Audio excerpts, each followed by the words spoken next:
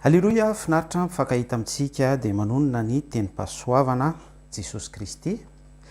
Anapaka any am-pontsika tsiraray rehetra any mifankahita sy mifampahery mandray zava-panahy amin'ny alalan'ny tony tambajotra itony tonoana amintsika rehetra amin'ny fiadanan'ny tompo. Favaka avy hatrany anomboantsika ny fotoana rovoninahitran'Andriamanitra ray tsy to sy Jesosy Kristy zanany izany. Misaotra anao zay ry tompo ray masina tsy to ary manome voninahitra anao foana ny amin'ny fitiavanao sy ny famindraponao ny fahalebiazanao. Ny aja sy ny tera dia tolotray anao foana. Ta io indray ty fotoana ity tompo aza isitrahanay ny fiarahana aminao amin'ny alalan'ny fizarana ny teninao famakafakana tsotsotra ny andiny soratra Masina izay rakotsoratra navelanao tamin'ny alalan'ireo olo-malaza ny finoana ny témoigner ny herin'ny filazantsara tamin'izany vanim-potoana izany izay mbola tsy maty fa mikorina sy velona eo amin'ny fiainana ihany koa, mangataka betsaka ny autorité anao sy ny famanginao ny fisinao atao anatin'ny fotoana rehetra. Dia tononoko ny herin'ny filazantsara, tononoko ny anara maherin'i Jesosy Kristy tsy ahafahan'ny fanaratsy manana anjara toerana ato anatin'ny fizarana. An'Andriamanitra ray tsy toy irery ihany ny aja sy ny tera ary ny voninahitra ary ny anaran'i Jesosy Kristy no entintsika no entiko manambara an'izany vavaka izany. Mamerina manonona ny tenim-piadanana sy ny tenim-pitahina amintsika rehetra. Anohy isika dia anohy ny tapany faharoa amin'ilay resaka hoe fahasoavana. Ny tapany voalohany dia nomentsika lohateny hoe raisiko ny fahasoavana izay nomen'Andriamanitra tsy to teo ambonin'ny herin'ny lalàna. Fa ato amin'ity tapany faharoa ity isika dia andinika indray ny votoatin'ny fahasoavana hoe raisiko ny fahasoavana tahaka ny ahoana izany hoe pino mandray fahasoavana izany, tahaka ny ahoana izany hoe miaina fahasoavana izany miaraka amin'ny Jesosy Kristy fa tsy ilay contexte. Tapany voalohany nitondrantsika fandalinana tsotsotra omaly izay raha tsy diso mikasika ny hoe fahasoavana raisina miorina eo ambonin'ny lalàna. Talohan'izany tsika dia mazava ho azy fa efa nisy fotoantsika niresaka teto ny vatolampy nokapohan'ny Mosesy, nisy fotoantsika niresaka teto ny ampahafolony ampahafolo-karena. Misy fotoana ihany koa tsika efa niresaka sosiopolitika, niresaka bibidia, niresaka zavatra ohatran'izany. Mahasoa daholo ireny zavatra rehetrarehetra ireny izay anentanako anao hoe ivereno dinihana sy enoina ireny horonan-tsary ireny, fa manampy foana ny fahalalantsika ary mampitombo ny motivation any anatintsika tsy le hoe tsy de loatra le hoe miaina n'ilay teny sy tsy de hoe ilay fianona zafady an'ilay teny sy ny famerenantsika nyreny akory no antoka ny amin'izay zavatra nambarako zay hoe mahatonga ny motivation anany atsika fa izay dia akorina n'Andriamanitra tsy to, ahidin'Andriamanitra tsy to avy any an-danitra mihitsy ho atsika tsiraray izay ao anatin'ny etaeta sy ao anatin'izay toe-po hoe manana soafy, manana finiavana foana te hafantatra ny sitrapony sy te hiaina ny sitrapon'Andriamanitra dia isan'izay hoe toe-po te hafantatra sy te hiaina foana ny sitrapon'Andriamanitra izay ny famerenanao ny famerenantsika ny mandalina foana ny soratra Masina mijery ny zavatra mahasoatra an'ireny izay efa fizarana ny antsika teto. Ary ny fampianaran'i Jesosy Kristy dia mazava tsara mihitsy hoe mahasoa antsika, mahatsara antsika rehetra ny teny miverimberina. Aleloia. Iroso avy hatrany ary tsika hamaky ny tenin'ny soratra Masina araka ny voasoratra ao amin'ny Koritianina voalohany toko 5:10 andininy 10.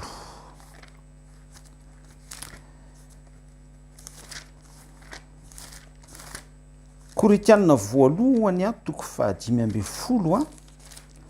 ary ny andininy 10 mivaky toy izao amin'ny anaran'i Jesosy Kristy. Fa ny fahasoavan'Andriamanitra no nahatoy izao ahy, hoy Paoly apôstôly, ary tsy foana ny fahasoavany ato amiko fa efa niasa fatratra mihoatra noho izy rehetra aho, nefa tsy izao fa ny fahasoavan'Andriamanitra no niarany asa tamiko. Zay zany fanambaran'ny Paoly eto amin'ity Koritiana voalohany toko 5:10 ity, manamafy Paoly apôstôly fa hoe fa ny fahasoavan'Andriamanitra no nahatoy izao ahy, no nahatoy izao ahy hoy Paoly apôstôly. Fantatsika rehetra ny tantaran'ny Paoly apôstôly fa olona intelligent, olona manam-pahaizana, voataiza tao amin'ny finoana judaïsme pharisien, ary tena hoe nanana ny grady sy ny fatra-pahalalana tao andapa, tao amin'ny fanjakana, tao amin'ny fotom-pinoana judaïsme, satria double nationalité ny lehilahy, ny Paoly apôstôly izay no fidiny Jesosy Kristy. Aitsika ihany koa ny tantara fifanenana tany amin'ny lalana Damaskosy, no fidin'Andriamanitra manokana tamin'ny alalan'i Jesosy Kristy ho fanehoan'Andriamanitra ny fahasoavany. Important be zay passage ho fanehoan'Andriamanitra ny fahasoavany. Inona moa ilay fahasoavana? Fa ny fahasoavana dia ilay définition, ary tsy mivoaka amin'iny foana tsika araka ny voasoratra amin'ny soratra Masina, Efesianina toko 4 andininy 5 sy andininy 9 hoe fa fahasoavana no namonjena antsika, namonjena anareo. Maimaim-pona le izy tsy misy herim-potsika, tsy misy finiavantsika sy fikirizantsika, tsy misy fa mandray fotsiny tsika. Ary io le nentin' Jesosy Kristy teo amin'ny azo fijaliana hoe fa toy izao no nitiavan'Andriamanitra izao tontolo izao, nomeny ny zanan'ilay tokana mba tsy ho very zay rehetra mino azy fa anana ny fiainana mandrakizay. Eto amin'ity Koritiana voalohany toko 5:10 andininy 10 ity, Paoly dia manipika hoe fa ny fahasoavan'Andriamanitra no nahatoy izao ahy. Inona moa le hoe nahatoy izao ahy? Ambaran'ny Paoly eto arak'ilay sasy teny nampidiriko teo sy noetiko teo hoe i Paoly dia tao amin'ny lalàna izy, nahay ny tontolon'ny lalàna izy, fa malgré hoe nahay an'izay lalàna izay izy araky ny fotom-pinoany sy ny mahapino endoctriné sy mahapino hoe tena hoe mafana fo ao anaty zellany amin'izay hoe fitandrovana ny lalàna sy fiainana miorona eo ambony lalàna izay. Tsy ratsy akory zany, dia tellement tao anatin'ilay obsession, zay ny tena grave, satria ilay hoe obsession mihoatra ny antonony. Zay natonga an'Andriamanitra nampianatra foana hoe natonga ny soratra Masina hoe aza mihoatra sy aza mihevitra mihoatra zay tokony ho heverina, fa aoka hihevitra foana araka ny antonony. Ary zay antonony zay dia amin'Andriamanitra tsy to zay no angatahana. Ary hitanareo le vavaka nampianarin'ny tompo hoe haitsika rehetra hoe meo anay ny hanina sahaza ho anay.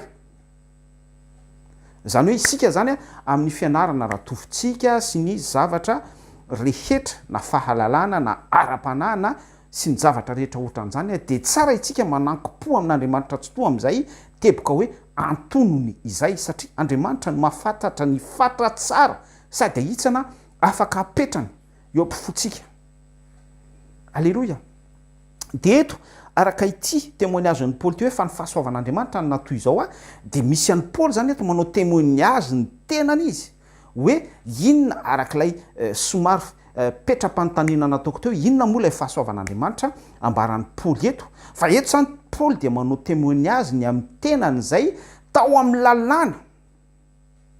teboka voalohany ny fanehana tamin'i Jesosy Kristy lalana Damaskosy, ary lay fotoana zay anaovan'ny témoignage hoe nahatoy izao aho. Ary raha mandinika ny asan'ny apôstôly tsika dia mety ho diso hiteny an'ity na hoe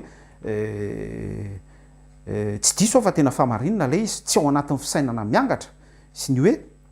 fisainana manisy lanja zay tsy ao am-pon'Andriamanitra, manisy balance, fa ny asan'ny apôstôly dia saika i Paoly no mameno azy. Ary atraty amin'ny epistiliny Romana, epistiliny Kolosiana, ny bokyny Kolosiana sy ny sisa rehetra atraty amin'ny Titosy dia miteny foana ny asa soratry Paoly sy lay hoe nahatoy izao azy ay ataony Paoly témoignage eto. Amen. Ary aitsika rehetra hoe iza Titosy, iza Timoty fa voavola tao voavolavola ara-panahy tamin'ny alalan'ny Paoly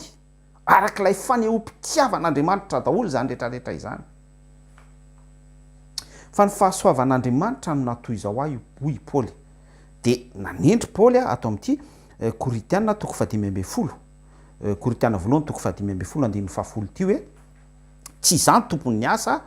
arak'ilay nivakitsika teo fa lay fahasoavan'Andriamanitra, Andriamanitra mihitsy no niara ny asa tamiko, izy ny tompon'ny asa, izy no niasa tato anatiko tamin'ny alalan'ny fahasoavana ary nahatoy izao ahy. Hatreo tamin'ny tapany voalohany tsika dia nandinika ny hoe fahasoavana izay miorina eo ambonin'ny Torah. Ary nazavaintsika tao anatin'izany fa na ny contexte mpisorona, na ny contexte mpanjaka, na ny contexte mpaminany, na ny contexte hébreu, vahoaka mpintsotra izany. Raha ny contexte levita ny asa fisoronana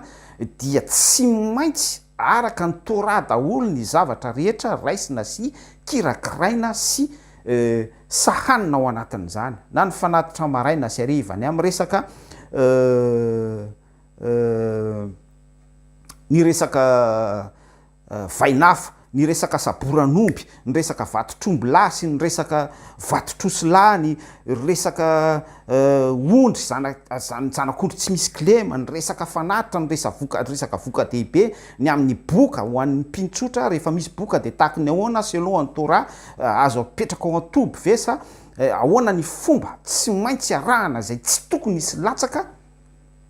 selon ny Torah manoloana ny olona anankiray izay tratrany fahalitoana habokany, ainsi de suite. Ny vehivavy mitsidra en règle sy ny sisa rehetra dia misy lalàna be da be ohatr'izany izay tsy maintsy nakatoaviny zanak'Israely de izay no nanome image an'ilay hoe vonjena tamin'ny fankatoavana ny lalàna ny zanak'Israely ary tsy misy latsaka fa rehefa misy latsaka dia avy hatrany dia midina ny sanction ohatran'ilay lehilahy tratra naka kitay andro sabata dia navoaka ivelan'ny toby de ny vonoana direct lynchage. De izay de midika fa hoe ny fahasoavana ny orina teo ambony lalàna de a partir an'le hoe andevoziko ny tenako ankatoaviko tsy prian'ny lalàna araky ny Torah sy ny sisa rehetra isa tokony avy araky ny natiorany avy. Ohatra hoe io ny sabata de inavy ny lalàna tsy sabata tsy maintsy akatoaviko io ny voaloam-bokatra de inavy ny lalàna ny voaloam-bokatra tsy maintsy akatoaviko andro inona ny fivavahana voatendry dia tsy maintsy tandremako ny antsipri an-dalàna lehetra ao anatin'izay de izay lay fahasoavana napetraka teo amboniny lalàna ary tao anatin'izay dia tsy maintsy nakato zato itsanjato ny zanak'Israely hatramin'ny antsipriany madinika indrindra ihany koa ireo nytononiko teo hoe ny mpanjaka, ny mpisorona, ny mpaminany, fa rehefa misy tsy mankato dia atao maty tokoa. Zay lay endrim-pahasoavana tao amin'ny testameta taloha. Zay rehetra tsy naharitra nakato tamin'ny fankatoavana ny lalàna amin'ilay akta hoe ny tenako dia tsy maintsy mankato andevoziko ny tenako zato isanjato ho pakato an'ilay lalàna ary tsy mahazo misy latsaka. Zay lay endrim-pahasoavana, zay le hoe voaray an'ilay olona lay fahasoavana, voaray an'ny fiangonana Israela lay fahasoavana. De a partir an'izay izay rehetra mahavita mankato an'ilay lalàna zato isanjato voaray an'ny fahasoavana, izay midika ihany koa hoe voasarona lay fahotana fa tsy foana akory. Fa nazavaintsika izay ny fitiavana manarona fahotana, izany hoe lay fitiavan'Andriamanitra hanavitra ny zanak'olombelona tamin'ny alalan'ny zanak'Israely dia ny fankatoavana lalàna, tsy misy discussion, tsy misy débat, tsy misy arrangement fa katoavana zato isanjato de a partir an'izay dia épargné amin'ny ozony lalàna famonoana, amin'ny ozony lalàna hoe hatao maty tokoa ny fiangonana Israel. Izay lay endrim-pahasoavana, izay le hoe voarayako ny fahasoavana tany amin'ny ancienne alliance régime après any Adama sy Eva rehefa nomena ilay endrim-pahasoavana tamin'ny alalan'ny Torah tao amin'ny tendrombohitra Sinay, Torah orale, ny Torah écrite, efa nazavaintsika daholo zany ny Torah ivelan'ny orale sy ny écrite sy ny sisa rehetra izay nambaran'Andriamanitra tamin'ny alalan'ny mpaminany, ny mpisorona ary ny mpanjaka izay nofidian'Andriamanitra tamin'ny alalan'ny ositra hosorana fanosorana omena hery dia ireo no intermédiaire entre ny Yahweh Elohim sy ny fiangonana vahoaka hébreu fatoran'ny alliance lalàna ilay endrim-pahasoavana tsy maintsy ekena tsy maintsy akatoavana zato isan-jato dia izay tanteraka amin'ny fankatoavana n'izay lalàna izay zato isan-jato izay no maharay ny antsoina hoe fahasoavana voasarona ny fahotany fa tsy foana akory ny fahotany fa mitsambikina amin'izay tsika ty amin'ny tapany faharoa hoe tonga Jesosy Kristy manao témoignage Paoly Koritianina voalohany toko 5:10 andininy 10 araka ny vakitsika teo hoe fa ny fahasoavan'Andriamanitra no natoy izao hoy Paoly dia tsy iza fa ilay apôstôly ny jentilisa nanambara mihitsy hoe tsy izao intsony ny velona fa i Kristy no velona ato anatiko fanambaran'ny Paoly audacité ambony be zany tsy ampipo fa tena hoe fahatsapana ao anatin'ny tontolo ny dimensiona ara-panahy miakatra sy mavesa-danja be zany reo apôstôly reo tsy nisy nanambarana zany hoe tsy izao intsony ny velona fa i Kristy ny velona ato anatiko fa i Paoly ny nanambaran'izay raha olona tsy manana discernement sy tsy manana fahazavantsaina amin'ny fandalinana ny soratra Masina dia afaka mandray atendrony be hoe blasphemia fa tena hoe fahatsapana sy expérience mihitsy le izy hoe tsy iza intsony ny velona fa Kristy no velona ato anatiko misy izy atsika dia hoe voarayako ny fahasoavana raha mamaky toko sy andininy anankiray indray tsika anapitsika niny Koritianina voalohany toko 5:10 andininy 10 iny dia vakitsika ny Titosy toko 2 andininy 11 amin'ny anaran'i Jesosy Kristy fa efa miseho ny fahasoavan'Andriamanitra izay famonjena ny olona rehetra fa efa miseho ny fahasoavan'Andriamanitra izay famonjena ny olona rehetra ny définition-n'ilay fahasoavana efa naverimberitsika teto foana izay araky ny Efesianina toko 2 andininy 5 sy 9 ny vakitsika dia hoe fa fahasoavana no namonjena anareo fahasoavana no namonjena atsika inona lay famonjena tany amin'ny régime taloha dia lalàna io no nanaromana ny otan'ny vahoaka hébreu aty amin'ny fanekena vaovao dia io lay nentin'i Jesosy Kristy teo amin'ny hazo fijaliana nambaran'Andriamanitra tsy to tamin'ny alalan'ny soratra Masina hoe fa toy izao no nitiavan'Andriamanitra izao tontolo izao nomeny ny zanan'ilay tokana mba tsy ho very famonjena izay hoe mba tsy ho very mba tsy ho en perdition mba tsy ho any amin'ny fahafatesana faharoa mba tsy ho any amin'ny fitomaniana sy ny fikitrohan'ifa izay rehetra mino an' Jesosy Kristy fa hanana ny fiainana mandrakizay izay lay fahasoavana dia arak'ilay Titosy ny vakitsika teo dia hoe Titosy toko 2 andininy 1:12 fa hoe fa efa miseho ny fahasoavan'Andriamanitra izay famonjena ny olona rehetra dia teo tsika namaky toko sy andininy lay Koritianina voalohany toko 5:10 andininy 10 témoignage ny Paoly fa hoe Paoly apôstôly fa hoe fa ny fahasoavan'Andriamanitra no natoy izao ny bokyny Titosy eto dia milaza fa hoe efa miseho maninona ny bokyny Titosy no milaza hoe efa niseho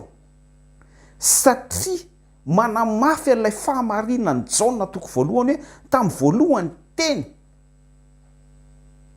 tao amin'Andriamanitra ny teny nahariana zao tontolo zao ny teny tao amin'Andriamanitra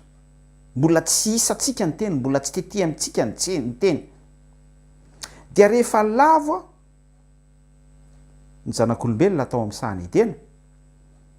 dia naniraka ny mpaminany sy ny mpisorona sy ny mpanjaka tamin'ny alalan'ny fifidianana sy ny fanosorana hery Andriamanitra tsy to afahany milaza n'ilay teny io lay fahasoavana io ny tenin'Andriamanitra dia fahasoavana satria mitondra ho amin'ny fampahalalana ny amin'ny lalam-panavotana sy ny lalam-pamonjena lay définition Efesianina toko 2 andininy 5 sy Efesianina toko 2 andininy 9 définition an'ny fahasoavana teo tsika hoe famonjena tsy avy amintsika maimaimpona tsy avy amin'ny heripontsika fa maimaimpona, tsy avy amin'ny fikirizantsika fa gratuit. De io teny io zay tao an-danitra no naseho an'Andriamanitra tamin'ny alalan'ny mpaminany sy ny mpisorona sy ny mpanjaka endrika lalàna rejima voalohany. Fa io ihany koa lay teny ao ny amin'ny jauna voalohany, filazantsara araka ny jauna toko voalohany eo amin'ny 14 izy mazava tsara hoe ary ny teny dia tonga nofo ka nonona tamintsika hitanay ny voninahiny. De io ny ambaran'ny Titosy ato amin'ny filazany hoe ary ny teny ozy izy ny bokyny Titosy le 1:20 teo, efa miseho ny fahasoavan'Andriamanitra izay famonjena ny olona rehetra. Io teny Jesosy Kristy io teny io no niseho Jesosy Kristy, io teny io no niseho famonjena, io teny io no niseho amin'ny endrika maro isan-karazany, manoritra lalam-pamonjena, manoritra seho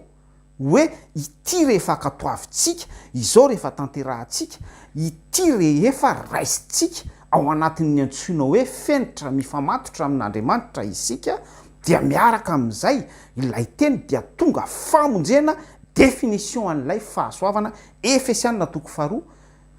andininy 15 sy andininy 15 efa natsotsika tsidy teny teto foana sy nitondrantsika fanazavana teto foana na tamin'ny tapany voalohany ary mbola amafisitsika ato amin'ity tapany faharoa ity. Zao anefa riavana,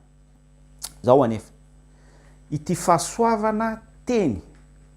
Jesosy Kristy ity fahasoavana teny tao an-danitra izay nampitondrain'Andriamanitra ny mpaminany sy ny mpanjaka sy ny mpisorona, mitovy daholo zany zavatra resantsika izany ary nataony endrika lalàna izay nentiny nanaromana ny fahotana, dia io ihany no miamahery vaika ary tonga amin'ny fahatanterahany sy ny fahafenony tamin'ny alalan'ny fisehoany zanan'ilay tokana dia tsy iza fa Jesosy Kristy. Ary ny teny tonga nofo nonona tamintsika ary hitanay ny voninahiny. Ho an'izay manokatra ny fony, ho an'izay manokatra ny fisainany sy manaiky an' Jesosy Kristy ho tompo sy mpamonjy eo amin'ny fiainana, dia mahita an'izay voninahitra izay ary tonga nofo eo amin'ny fiainany ilay teny. Vao nifanena tamin'i Jesosy Kristy fotsiny ny Paoly apôstôly tany amin'ny lalana Damaskosy avy hatrany izy tejamba, satria io misy an'ilay teny, eo misy an'ilay fahasoavana, eo misy an'ilay herim-pahasoavana, misy rencontre eo, misy choc, misy face à face eo, ny herin'ny maizina sy ny herin'ny mazava. I Paoly lay andevony lalàna, i Paoly lay mpanandevony tenany tamin'ny lalàna, i Paoly lay mpanenjika kristianina ary tao anatin'le hoe tenany no andevozany tamin'ny lalàna, dia lasa mal placé le izy, lasa diso toerana le izy ary ny s'infiltré tamin'izay ny démonie. Fa izay zavatra izay nefa dia nahodin'Andriamanitra ho fifidianany an'i Paoly. Zay le efa nitsindriko teto foana hoe Andriamanitra tsy toa dia mandinika ny vosony fo izy, ary apartir ny toetrantsika tsiraray avy, ny connaissance atsika sy ny fikirizantsika eo amin'ny fiainantsika sy ny comportement atsika. Zay dia manampy ilay fanazavana ihany koa le hoe izao Jehovah Andriamanitra reo dia mandinika ny vosony fo. Ary zay le efa message apitaiko foana hoe tandremo ny toe-pontsika kolokoloy amin'ny fahalalana ara-tsoratra masina, kolokoloy amin'ny zavatsoa, kolokoloy amin'ny fahendrena, kolokoloy amin'ny zavatra izay raha azo atao dia tsy zavatra zao tontolo zao, satria voadinika Andriamanitra avokoa izany rehetrarehetra izany. Ny toe-pontsika ny tiako ambara eto dia apartiran'iny Andriamanitra tsy toa no miasa ho fahatanterahany filazantsara, ny herin'ny filazantsara amin'ny alalan'ilay toe-pontsika ao anatsika, dia vidiny amin'iny amin'izay isika. Ary zay nitrangan'ny Paoly eto. Dia teo dia niteny hoe nisy an'ilay shoka, nisy an'ilay fifanenana, dia tonga jamba ny Paoly apôstôly, dia ainsi de suite ny tantara, dia natao batisa izy dia niala tahaka ny kirany ny fajambana teo amin'ny masony fa izay dia lay fidirana, lay fahasoavana teo amin'ny fiainan'ny Paoly. Misy vatana mpanota eto, misy vatana andevony lalàna eto, vatan'ny Paoly nresantsika eto, misy vatana mpieboebo sy bekrina sy olomboninahitra tao andapa sy tao amin'ny fanjakana romanina madobla nationalité azy teto fa rehefa nifanena tamin'ilay fahasoavana dia no lay herim-pahasoavana teny tao an-danitra tao lay teny pahasoavana noarinany zao rehetrarehetra izao no ilay fahasoavana izay ifepartiany teny tao an-danitra tao nidina taty amin'ny Paoly zany hoe ifahasoavana io izay voninahitr'Andriamanitra dia niteraka soka sy niteraka fahajambana sy fahampitehana faharavana teo amin'ny vatana nofo zay le hoe nofo manohatra ny fanahy ary zay ny différence ny fahasoavana aty amin'ny endrim-pahatanterahana Jesosy Kristy sy ny fahasoavana any amin'ny tontolon'ny fanekena taloha miorina eo ambony lalàna de raina Jesosy alleloia zava-panahy zany zavatra resantsika izany tsara ny tompo teo amin'le Koritianina voalohany toko 5:10 vakitsika teo de hoe fa ny fahasoavan'Andriamanitra ny natoy izao be da be ry havana ny zavatra ny lalovan'ny Paoly sika dia mahita sy mahalala tsy hitao afenina tahaka ny tafika andrefa tanàna ozy ny fitenenana fa ity verset ity dia tiany démonie tiany devoly tiany miaramila ny démonie ary tian'ireo olona tia sekoseko sy tia mba teo remarquable eo amin'ny fiainana te ahazo célébrité sy teo ankalazaina teo dokatokafana sy ny sisa rehetra mirazotra amin'izany ny misambotra nyity verset ity ohatra hoe manao make-up na manao chirurgie esthétique de manambomboatra pose de makasary am'izay de ataoko photo de profil de hoe fa ny fahasoavan'Andriamanitra ny natoy izao en même temps ny akanjoko décolleté be de ny atsasaky ny nonoko miseho na ny atsasaky ny feako miseho na mialatsiny na ny rafi-pitombenana miseho ohatran'izany fa la esprit de séduction no misambotra n'lay soratra masina eto zany ary vice versa zay tsy mivehivavy ihany fa na ny lehilahy ihany koa hoe fa ny fahasoavan'Andriamanitra ny natoy izao afa-panadinana sy ny sisa rehetra ora nefa tamin'le fanadinana tsisy vavaka natao mihitsy au moment an'le fanadinana nangala tahaka fotsiny pendant l'examen sy ny sisa rehetra de rehefa afaka amin'izay avy eo ao anatin'ny corruption de hoe fa ny fahasoavan'Andriamanitra ny natoy izao sy ny sisa be da be zany ny endrika isehoany zay fa nio de ambara amintsika hoe inona ara lay fahasoavana natoy izao nambaran'ny Paoly eto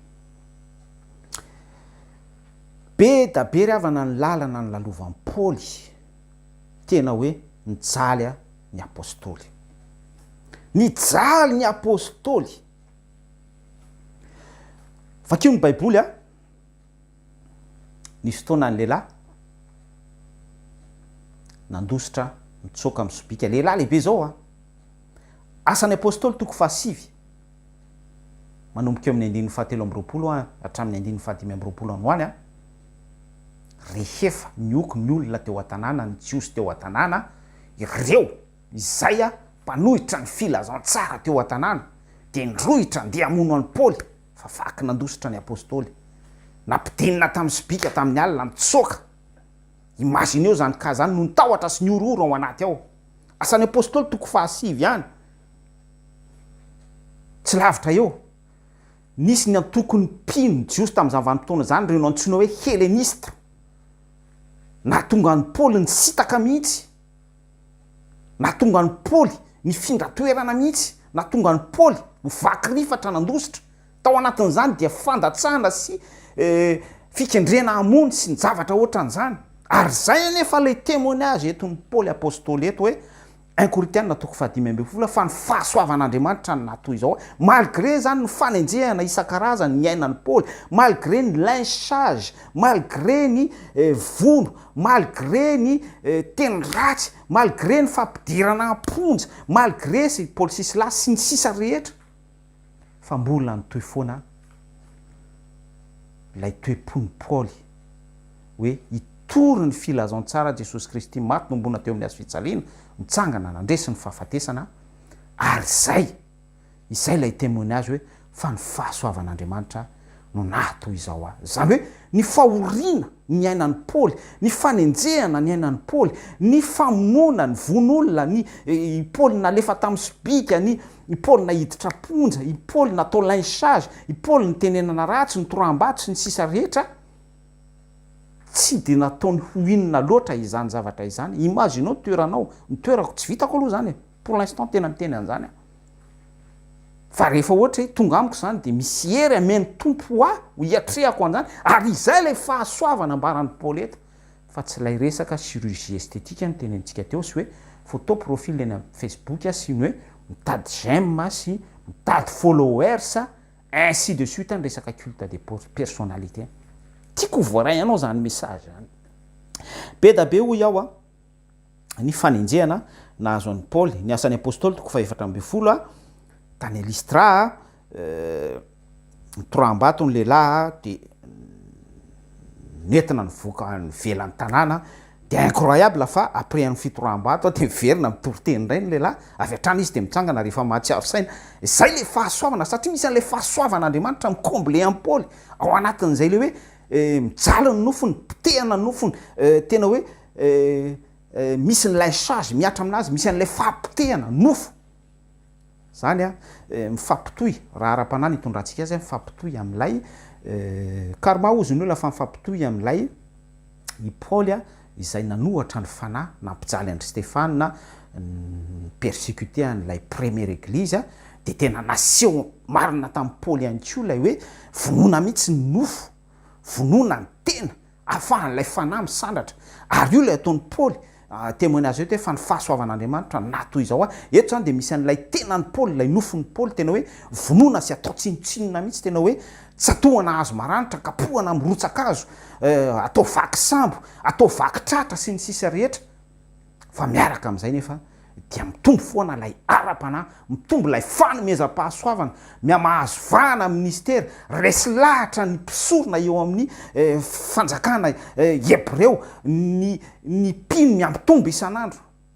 ary mirotsaka ny asa-pahasoavana rehetrarehetra sy ny karazana ministera rehetra miparitaka, lasa misy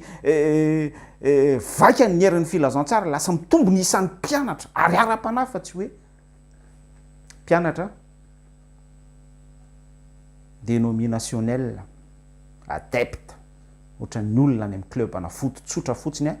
na ohatra hoe membre amina toko politika TGV mapara team sy ny sisa rehetra. Alléluia, tsara ny tompo. Izay lay ambaran'ny Paoly atao anatin'ny témoignage eto hoe fa ny fahasoavan'Andriamanitra no nahatoy izao atreto zany dia afaka manao conclusion itsika fa hoe ninona zavatra miatra eo amin'ny fiainantsika zany asan'ny apôstôly toko 2 ohatra ka amin'ny Paoly 7 na kapohana amin'ny hazo ary tsika boiron na ninona zavatra miatra amintsika ohatra ny nahazo an'ny Paoly ihany koa asan'ny apôstôly toko 7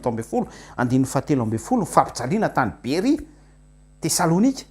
sy ny sisa rehetra, ninona épreuve iainantsika sy fahoriana, tsy fahoriana noho izao fiainana izao fa fahoriana noho ny amin'ny herin'ny filazantsara izay mitoetra atao anatintsika de manombo ny nofontsika sy manapotipotika ny nofontsika, manome image zay zavatra lazaiko zay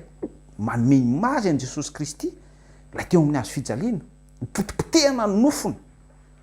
satria ny nofo tsy mahazo mandova ny fanjakan'ny lanitra,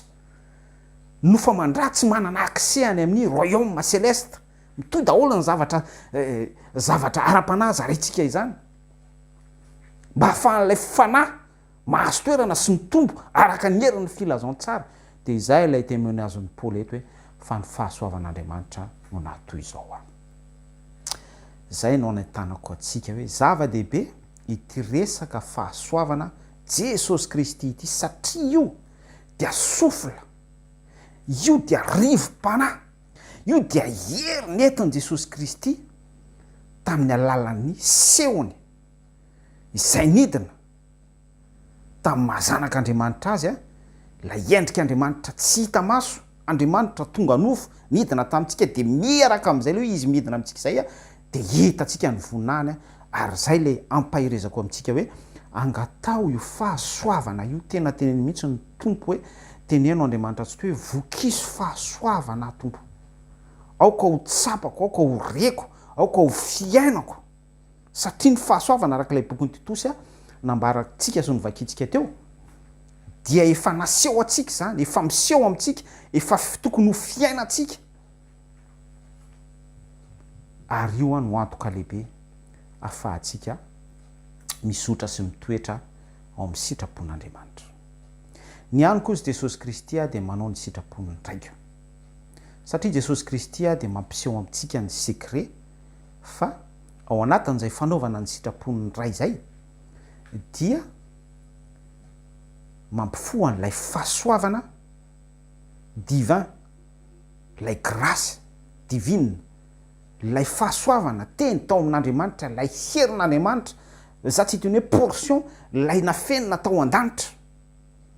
Ary io rehefa velona ety amintsika, voaray atsika, tonga amin'ny tenantsika, tonga manapaka ny natiora mpiainantsika, dia arak'ilay kisary témoignagen'ny Paoly no entintsika teo, nitondrantsika fanazavana teo, dia manombo ny nofontsika, manombo zay rehetra mety ho manandevo an'ity nofontsika ity, mahatonga ny nofontsika hisandratra, dia rehefa mahazo toerana ao anatintsika, mahazo toerana sy mahazo faka ao anatintsika ny fahasoavana, dia miaraka amin'izay dia mialevina miapotika ny momba ny nofo rehetra. Ary zay dia manamarina n'ilay tenin'Andriamanitra hoe nofo amandra tsy mahazo mandova amin'ny fanjakan'ny lanitra, satria mialevina tsy kelikely ambara-pahalevona ny hoe nofontsika tanteraka ny filany nofo rehetra, satria nofo manohatra ny fanahy, mifanohatra izy roa, révélation amin'ny Paoly, dia ambara-pahatonga ny hoe fahatanterahana ny amin'izay dia ny fahasoavana ny mikolo atsika amin'izay amin'ny endrika isan-karazany mety hoe tahaka ny endrika ny ainan'ny Paoly, ny ainan'i Jesosy Kristy, ny ainan'ny ohatra hoe Stéphane, asan'ny apôstôly toko fahenina, Etienne évangéliste, ny ainan'ny sy ny sisa rehetra, ny fahasoavana ny comble ny fahoriana, ny fahasoavana no comble ny fijaliana, lay fahasoavana no manapotipotika ny nofo, ary ao anatin'izay manapotipotika ny nofo zay dia manandratra atsika izy manokatra ny lanitra ahafahantsika mahita ny voninahitr'Andriamanitra sy Jesosy Kristy eo an-tanan-kavanan'Andriamanitra. Zay mihitsy ke le témoignage ny évangéliste Etienne ny amin'ny asan'ny apôstôly toko fahenina andininy fahavalo vakio. Ary Stéphane feno hery sy fahasoavana dia hitany Stéphane lanitra misokatra. Ary zay le message nampitaiko teo angatao amin'ny tompo foana, aoka isika ho fenoana hery fanamasina, aoka isika ho vokisan'Andriamanitra tsy to fahasoavana. Sa lay fahasoavana samborony devolo hoe ny fahasoavan'Andriamanitra no natoy izao manamboatra bokosité na mamboatra profil na mamboatra endrika sy ny sisa rehetra dia hoy hoe fahasoavan'Andriamanitra no natoy izao tsy any. Fa a partir ny hoe miivo amin'ny herin'ny filazantsara, miivo amin'ny sitrapon'Andriamanitra, miivo amin'ilay famonjena Efesianina toko faharoa andininy fahadimy sy andininy fahavalo. Inona ihany koa ny azontsika ambara amin'ity resaka fahasoavana ity. Eto dia anambara zavatra tena ngeza be isika. Anambara zavatra tsara sy mamy be isika. Wow! Dia raina ny tompo. Soratra Jesosy fa ny fahasoavan'Andriamanitra natoy izao hoy Paoly, Koritianina voalohany toko 5:10 andininy 10. Ahoana ozan'ny baiboly? Tsy olon'olom-poana amin'izany fanambarana izany Paoly raha tsy naray an'ilay fahasoavana izy. Hito arylay fahasoavana izay miainga amin'ny baiboly foana nitondrantsika azy. Koritianina voalohany toko 12. Maniry fatratra ny zava-panahy hoy Paoly, nanao an'izay révélation zay izy. Koritianina voalohany toko 12 vakio ny andininy 7 hatramin'ny 12 ny fanomezam-pahasoavana. Wow! Dia raina Jesosy, tsy egoista tompoko Andriamanitra. Ireo fanomezam-pahasoavana ireo dia tao amin'ny tenan'i Jesosy Kristy arak'ilay Kolosianina toko 2 andininy 9 fa tao amin'ny tenan'i Jesosy Kristy no toeran'ny fahafenon'ny fomba an'Andriamanitra rehetra, la plénitude de toutes choses, zay rehetra ilainao zany amin'ny filazantsara, zay rehetra ilaitsika amin'ny tontolo ara-panahy, zay rehetra ilaitsika amin'ny fiainana mandrakizay, dia mitodika amin'i Jesosy tsika, mangataka amin'i Jesosy tsika, mankanesa ty amiko ianareo rehetra zay miasa fatratra sy mahavisantretana fa izao no ny mianareo fitsaharana. Niza marary tamin'izany vanim-potoana izany ka nifanena tamin'i Jesosy Kristy, na ny olona nitsidra, na ny olona marary ny paralysis, na misy démonie legiona, na sy ny sisa rehetra, dia no ilay fahasoavana feno, la plénitude de toutes choses tao amin'i Jesosy Kristy, ary zay ny maha iray ihany amin'i Jesosy amin'ny iray, hoe izao sy ny ray dia iray ihany. Tao amin'ny tena no nitoerany fahafenon'ny fomba an'Andriamanitra rehetra. Fanomezam-pahasoavana, tsy égoïsta Jesosy Kristy. Ireo fanomezam-pahasoavana ireo, anankisivy izy, dia ireo fanomezam-pahasoavana ireo dia afaka angatahantsika amin'i Jesosy Kristy ihany koa, araka ny toe-pontsika. Zay le efa teneniko foana hoe Jehovah Andriamanitra mandinika ny voson'ny fo izy, araka ny fisainantsika sy ny fieritreretantsika, dia par rapport amin'izay izy no mandinika hoe compatible amin'ny fanomezam-pahasoavana ve, fa tsy hoe olona manao make-up na olona mitady célébrité, olona reaka zao tontolo zao, olona mpijanga sy mpiloka sy mpifoka sy ny sisa rehetra mihoatra an'izany, dia mangataka fanomezam-pahasoavana. Lany andro eo ary hitan'ny Satana zay dia misambotra andray Satana rehefa ao anatin'ilay obsession le olona, dia meny pouvoir. Tanareo ilay fomba fiasan'ny Satana. Bon, sujet hafa moa ina rehefa nisy fotoantsika niresaka an'izay, dia zany mahatonga andreny hoe occultisme, spiritisme, ny effet collectif sy ny zavatra ohatrandreny manana ny toe-panahy araka an'Andriamanitra fa mandany heriny, satria tellement te azo fanomezam-pahasoavana amin'Andriamanitra nefa ilay toe-po tsy compatible amin'ilay fanomezam-pahasoavan'Andriamanitra, dia Satana no misaoty misezira n'le occasion, dia Satana no miasa ao ambadika, dia lasa miara-milan'ny Satana amin'ilay fiasan'ny Satana sy toe-pony sokatra, lasa nisy porte ouverte no ilay obsession te ahazo an'ilay fahefana pouvoir. Dia miaraka amin'izay Satana miasa ao anatin'izay, hifipetsin'izay, dia lasa agent-ny Satana le olona. Misy anankisivy ny fanomezam-pahasoavana, vakio ny Koritiana Koritiana voalohany toko 12 andininy fafito hatramin'ny 11. Dia ny teny fahendrena izany afaka omen'ny fanahintsika, ny teny fahalalana, ny finoana rehefa ho avy ny fotoana, dia jerentsika tsirairay ireo tsy maninona araka ny fahendrena avy amin'Andriamanitra ihany. Ny fanasitranana mirakla izany, ny fahagagana, aitsika moa fa eo amin'io eo ny tena mahafinaritra ny olona miodikodina eo, fa io miverina amin'ilay zavatra nazavaiko teo hoe be da be ny olona no ampiasain'ny Satana, satria vita fifanarahana amin'ny Satana izy, vita pacte amin'ny Satana izy no ny erreur be da be izay nataony, fa tsy nohon'ny fitiavan'Andriamanitra nahatoy izao arak'ilay témoignage ny Paoly, fa noho ilay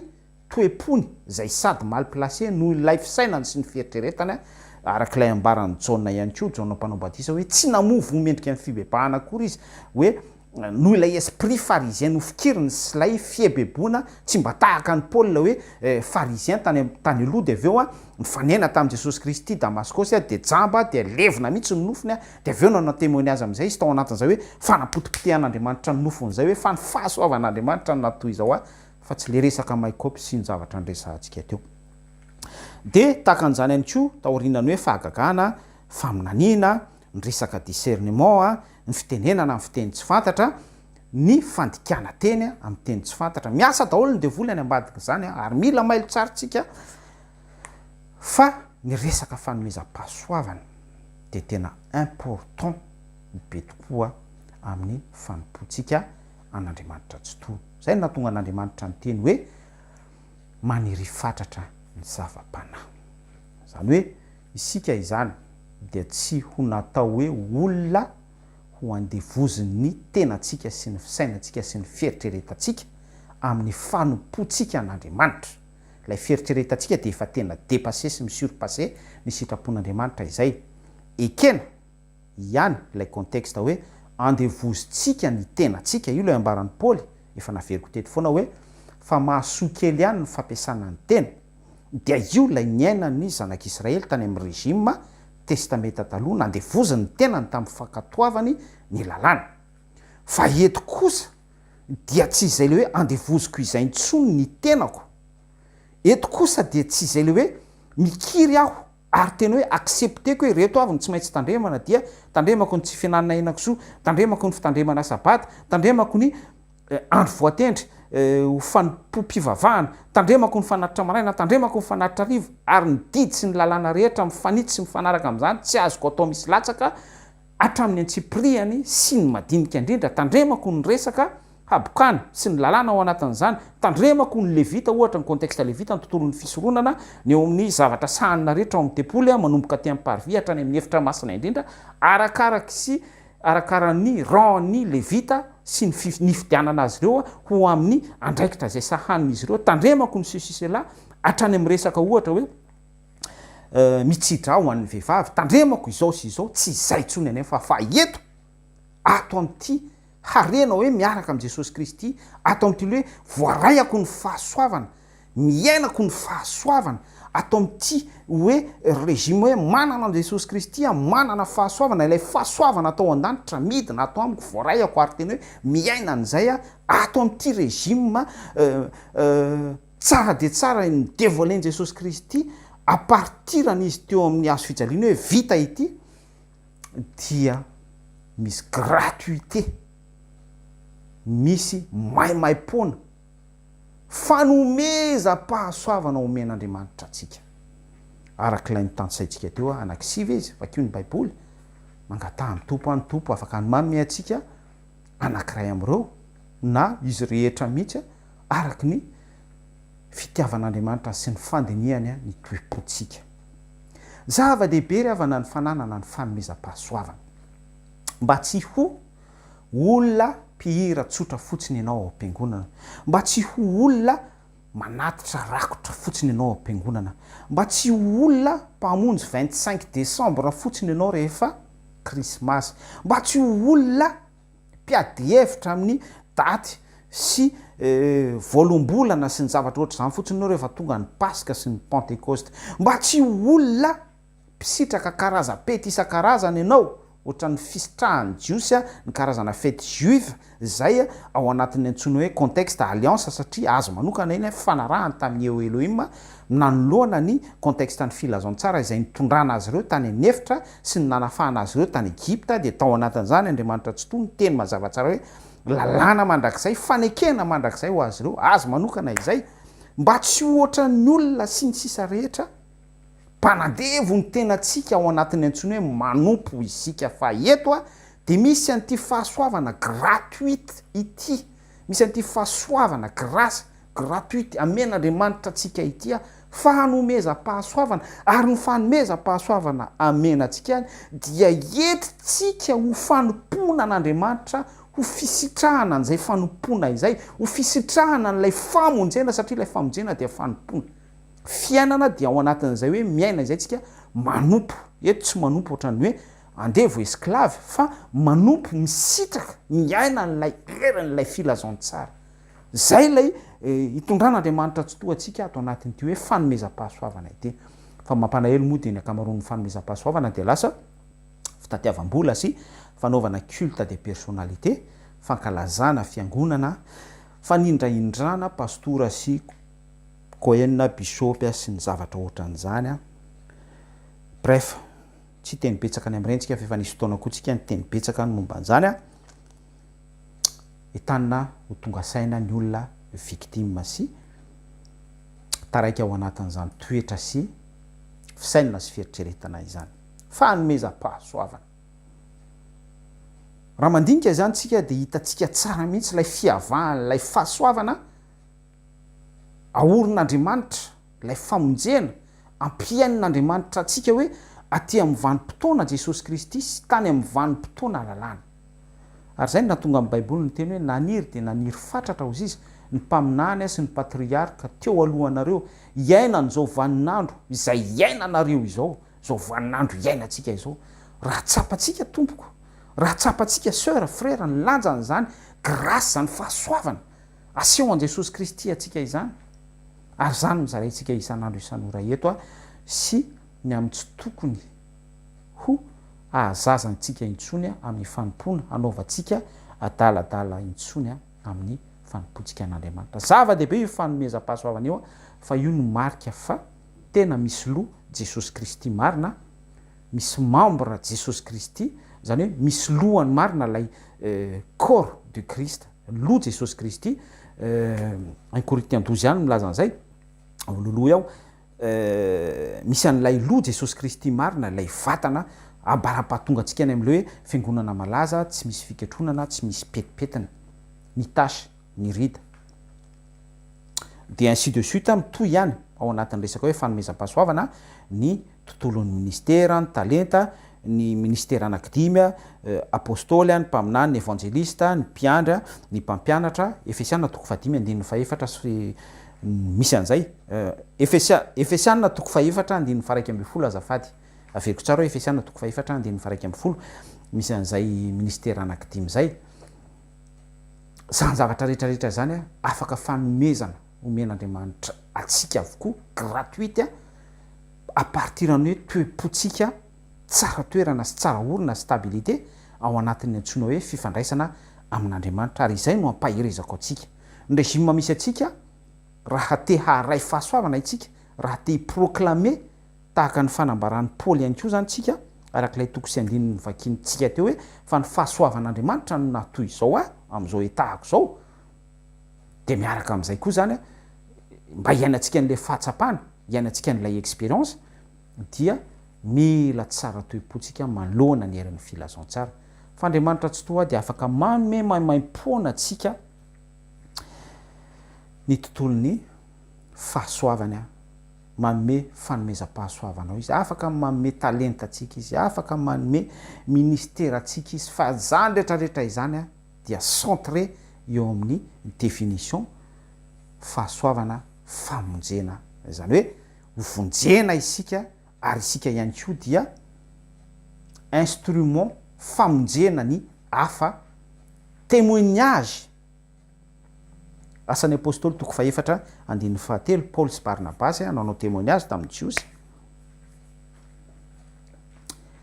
à partir ny hoe rehefa manome fanomezam-pahasoavana isika. De amin'izay fotoan'izay tonga malala eo mason'i Jesosy Kristy isika, tonga olona, tonga anak'Andriamasony, fa tsy hoe mpanompo tsotra membre ohatrany hoe membre amina club ana foot, membre amina club ana cinéma, membre amina syndicat any ampiasana, membre amina antoko politika sanatrin' zany nge mpino am'izao ohatrany maparasy TGV de mifandrangitra sy mifampiteny mahery ao anatin'izany fotsiny miteny alaina ny filazantsara de ao anatin'izany samy fanatika de mandeha am'izay esprit fanatisme zay, esprit pharisien, de mifampitora-bato ao anatin'izay esprit zay. Tsy avy amin'ny tompo zany ary tsy fanomezam-pahasoavana avy amin'ny tompo, fa misy détail be zany, na de hoe ataoko hoe tokony hisy ary zany satria mazava ihany koa ny tenin'Andriamanitra hoe tsy maintsy misy tsy tokotokony eo aminareo mba aseho zay ankasitrahana, fa zay le teneniko teo hoe misy détail be zay satria lay détail dia mampiseho foana ny famonjena, mampiseho an'ilay fahasoavana, mampiseho an'ilay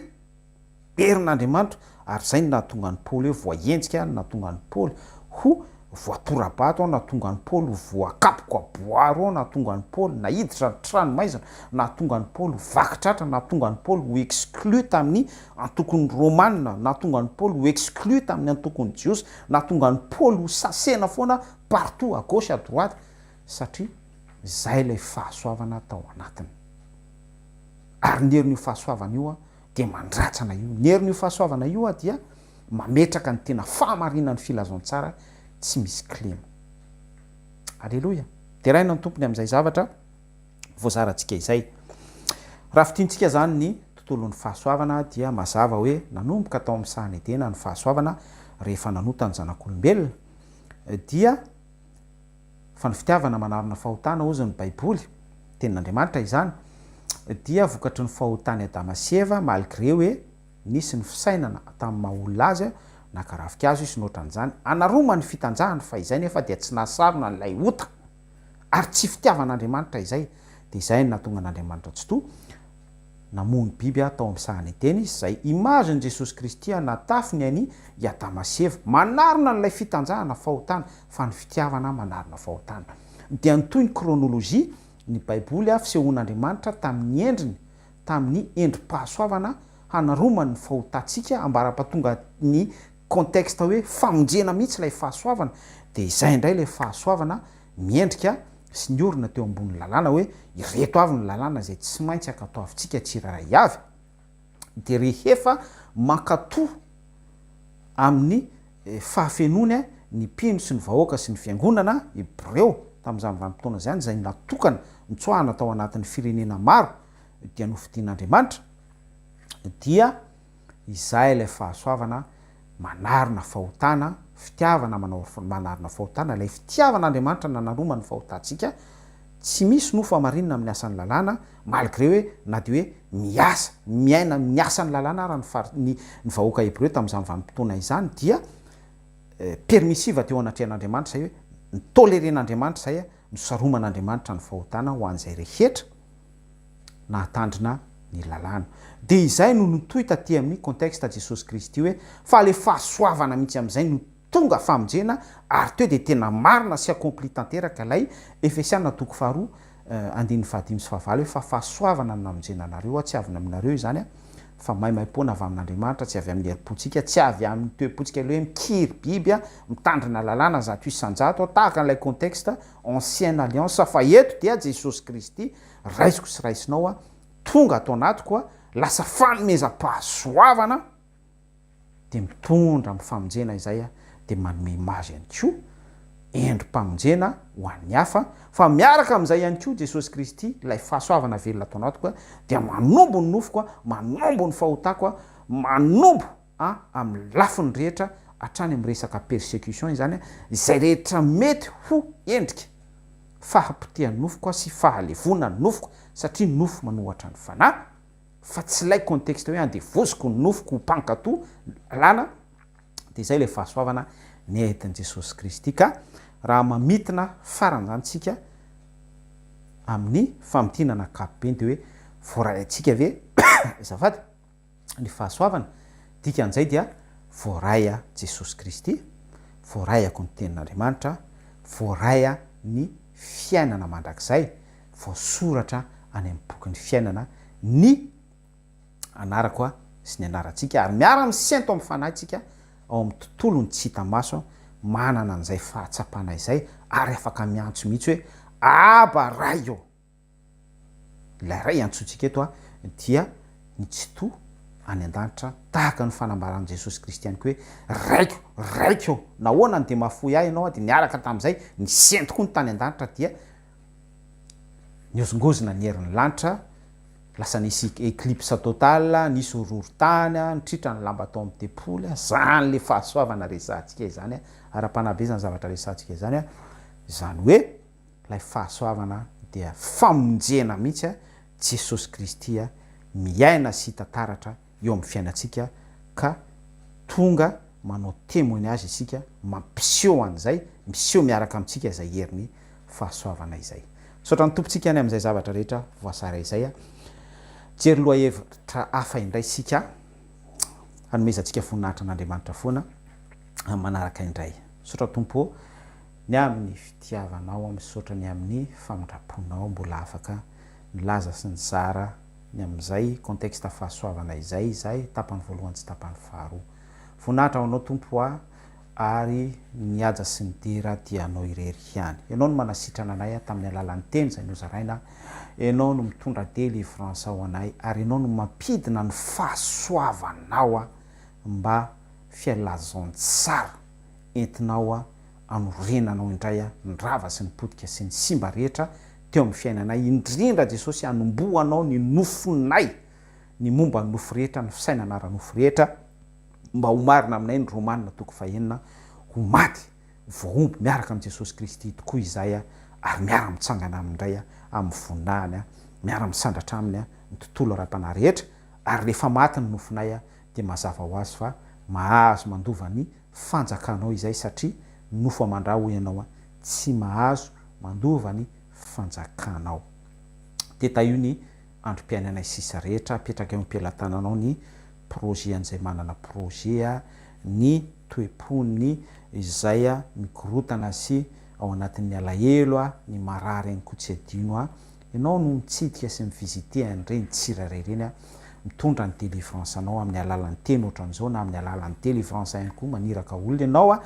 araky ny fiasanao sy ny contexte tianao amanginan'ireny olona ireny.